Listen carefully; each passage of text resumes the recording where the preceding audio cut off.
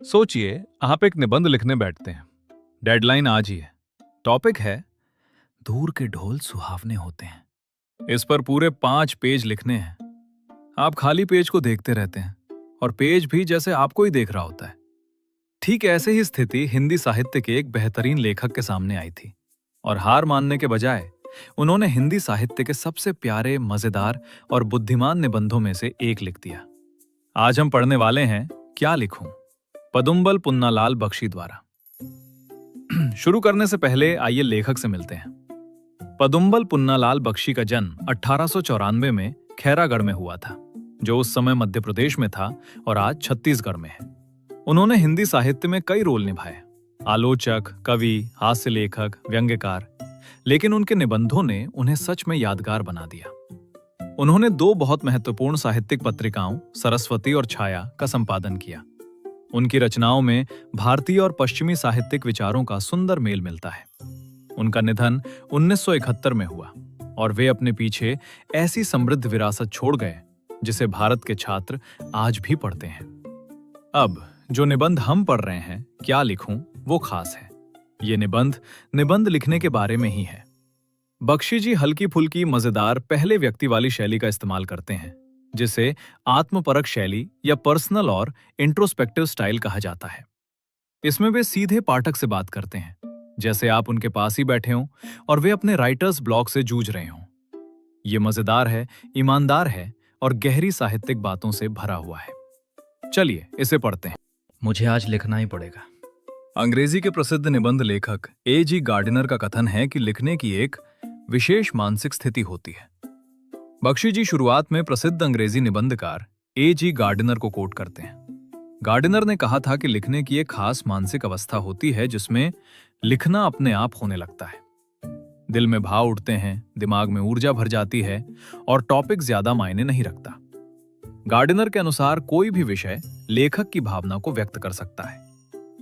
महत्व टोपी का है, उस खूंटी का नहीं जिस पर उसे टांगा जाए। यहां मेटाफर पर ध्यान दीजिए। टोपी टांगने के लिए कोई भी खूंटी काम दे सकती है। असली चीज लेखक की भावना है, टॉपिक नहीं। कितना सुंदर विचार है। लेकिन बख्शी जी अपनी खास, विनम्र और मजेदार शैली में तुरंत कहते हैं, मुझे वो मानसिक स्थिति कभी नहीं मिली। वे कहते हैं कि एक निबंध लिखने से पहले भी उन्हें बहुत सोचना, चिंता करनी और मेहनत करनी पड़ती है। और आज तो मुश्किल और भी ज्यादा है, क्योंकि 2 छोटी लड़कियों, नमिता और अमिता, ने उन्हें अपने एग्जाम में आए हुए 2 अलग अलग निबंध विषय दिए हैं और उन्होंने दोनों के लिए मॉडल निबंध लिखने का वादा कर दिया है। टॉपिक क्या है? दूर के ढोल सुहावने होते हैं और समाज सुधार। दोनों पर 5-5 पेज। अब वे पहले से ही परेशान हैं। तो बख्शी जी वही करते हैं जो कोई भी लेखक अटकने पर करता है। वे नियम ढूंढते हैं। वे निबंध शास्त्र के विद्वानों से सलाह लेते हैं। उन्हें क्या पता चलता है? एक विद्वान कहता है, निबंध छोटा होना चाहिए। अच्छी बात है। बख्शी जी को वैसे भी छोटे निबंध ही लिखने हैं। लेकिन फिर कठिन बात आती है। हर निबंध में 2 जरूरी चीजें होनी चाहिए, सामग्री और शैली। सामग्री के लिए उन्हें रिसर्च और सोच विचार करना पड़ेगा, लेकिन समय नहीं है, लाइब्रेरी नहीं है, पास में कोई एनसाइक्लोपीडिया नहीं है। यानी उनके पास सिर्फ वही है जो उनके दिमाग में पहले से मौजूद है। रूपरेखा के लिए यानी आउटलाइन, विशेषज्ञ कहते हैं कि निबंध लिखने से पहले उसकी योजना बना लेनी चाहिए। बख्शी जी को यह बात भी उलझन में डाल देती है।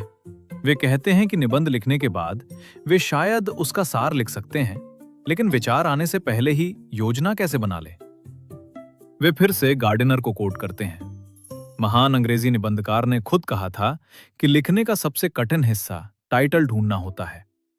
वे पहले निबंध लिखते थे और फिर अपने दोस्त से उसका नाम रखवाते थे। और शेक्सपियर को भी शायद अपने नाटकों के नाम रखने में दिक्कत होती थी। नहीं तो बख्शी जी मजाकिया अंदाज में पूछते हैं, वे अपने एक नाटक का नाम एज यू लाइक इट क्यों रखते? ये सेक्शन हंसी से भरा है, लेकिन मजाक के नीचे एक बहुत सच्चा सवाल छिपा है, जिसका सामना हर लेखक करता है। विचार आते कहां से हैं? और जब विचार अभी आए ही नहीं हैं, तो उनकी प्लानिंग कैसे की जाए? अब बख्शी जी शैली की बात करते हैं। विशेषज्ञ कहते हैं, वाक्य छोटे हों, जुड़े हुए हों और प्रवाह में हों। ठीक है, बख्शी जी कहते हैं कि ये तो वे कर सकते हैं, लेकिन फिर वे रुकते हैं शरारती अंदाज में और कहते हैं, लेकिन मैं मास्टर हूं, शिक्षक हूं, मुझे अपनी विद्वता दिखानी चाहिए। वे मजाक में कहते हैं कि अपना अधिकार जमाने के लिए उनके वाक्य कम से कम आधे पेज लंबे होने चाहिए। वे बाण भट्ट का नाम लेते हैं, जो महान संस्कृत गद्य लेखक थे और जिनकी कादंबरी में वाक्य बहुत लंबे और सजावटी हैं। वे संस्कृत कवि श्रीहर्ष का भी जिक्र करते हैं, जिन्होंने जानबूझकर अपनी कविता कठिन बनाई, क्योंकि कठिनाई से गहराई का प्रभाव पैदा होता है। और सेनापति का भी नाम लेते हैं, जिनकी कविता भी कुछ ऐसी ही कठिन मानी जाती है। फिर वे बिल्कुल अलग रास्ते के बारे में सोचते हैं, पश्चिमी, मोंतेन से प्रेरित शैली। फ्रेंच निबंधकार मोंतेन ने सरल तरीके से उन्हीं बातों पर लिखा जो उन्होंने खुद देखी, सुनी और अनुभव की। ऐसे निबंध बड़ी बड़ी कविता नहीं होते, कसी हुई कहानी जैसे नहीं होते, सूखे विद्वतापूर्ण तर्क नहीं होते। वे बस ईमानदार अभिव्यक्ति होते हैं, लेखक की सच्ची भावनाएं, सच्चे अनुभव, सच्चा आनंद। बख्शी जी कहते हैं, ये वो शैली है जिसमें आप दुनिया को अपनी आंखों से देखते हैं और महान साहित्य की भव्यता को भूल जाते हैं। वे पूछते हैं, मैं भी इस रास्ते पर क्यों नहीं चल सकता? लेकिन उन्हें अभी भी 2 निबंध लिखने हैं। समस्या यही है। और यहां निबंध बहुत मजेदार मोड़ लेता है। बख्शी जी को अमीर खुसरो की एक कहानी याद आती है, मध्यकालीन भारत के महान कवि। एक दिन खुसरो को प्यास लगी और वे एक कुएं पर पहुंचे। वहां 4 औरतें पानी भर रही थीं। वे उन्हें पानी देने को तैयार हुईं, लेकिन शर्त ये रखी कि खुसरो हर एक के बताए हुए विषय पर एक एक पद बनाए।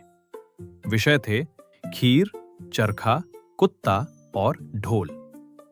खुसरो तो प्रतिभाशाली थे। उन्होंने एक ही दोहा बना दिया जिसमें चारों विषय आ गए। खीर पकाई जतन से, चरखा दिया चला, आया कुत्ता खा गया, तू बैठी ढोल बजा।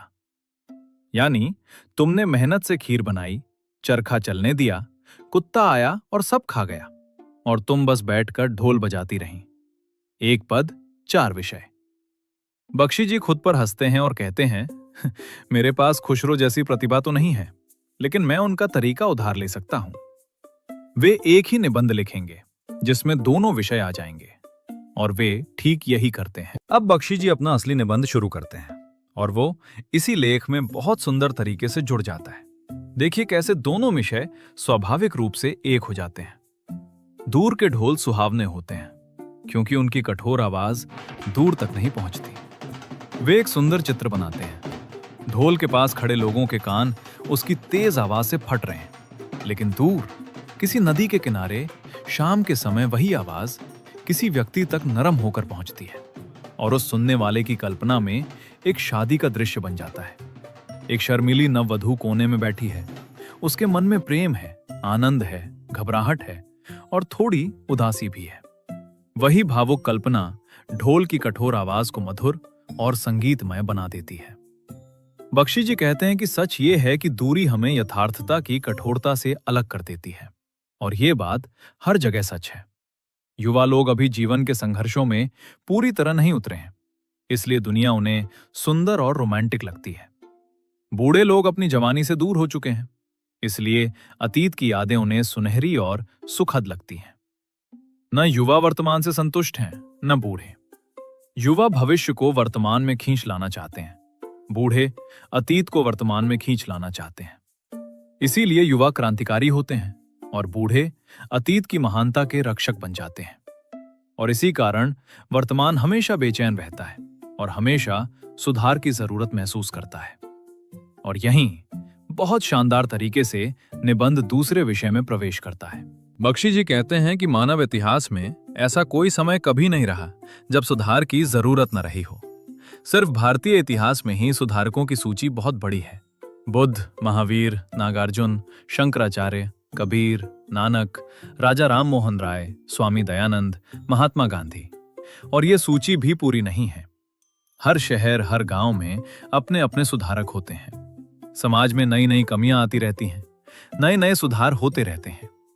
जो कभी सुधार था, समय के साथ वही खुद एक कमी बन जाता है और फिर उसका भी सुधार किया जाता है। यही प्रगतिशील जीवन का स्वभाव है।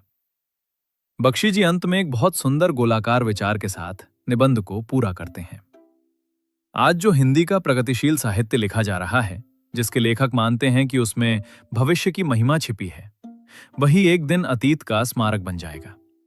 आज के युवा लेखक बूढ़े होंगे और अपने समय को याद करके भावुक होंगे। फिर एक नई पीढ़ी आएगी जो भविष्य के सपने देखेगी। दोनों सपने मधुर होंगे, क्योंकि दूर के ढोल हमेशा सुहावने लगते हैं। निबंध पूरा घूम कर वहीं लौट आता है। दोनों विषय जुड़ जाते हैं, दोनों का समाधान हो जाता है, और इसमें कविता और दर्शन दोनों बराबर मात्रा में मिलते हैं। क्या लिखूं? सिर्फ राइटर्स ब्लॉक के बारे में निबंध नहीं है, ये सोचने की कला की मास्टर क्लास है।